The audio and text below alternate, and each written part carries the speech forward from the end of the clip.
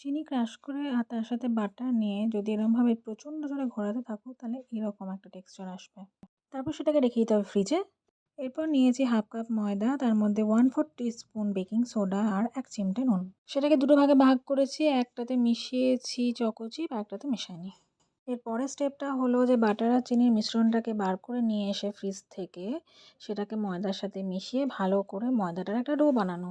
তারপর সেগুলোকে এরকম বা অন্য যেকোনো শেপ তোমরা দিতে পারো। তার উপরে কিছু চকো চিপ আর আমন্ড দিয়েছি আমি কেটে কেটে। আচ্ছা, ওভেনে দেওয়ার আগে কিন্তু ওভেনটাকে মোটামুটি 15 মিনিট প্রিহিট করতে হবে 180 ডিগ্রি সেন্টিগ্রেডে। কনভেকশনে আমি দিয়েছি। বেক করতে লাগবে 20 মিনিটস ওই 180 ডিগ্রি সেন্টিগ্রেডে। এই স্টেপসগুলো ফলো করলে খুব ইজিলি তোমরা বানাতে পারবে choco chip and almond cookies, আর এরকমই ক্রিস্পি হবে। আর হ্যাঁ, ওভেনে দেওয়ার আগে কুকিজগুলোর নিচে বাটার পেপার দিতে ভুলো না যেন। তারপর আর কি, এনজয় করো ক্রিস্পি কুকিজ। কমেন্টে আমি দুটো বোনাস টিপস দিয়েছি, দেখে নিও। টাটা।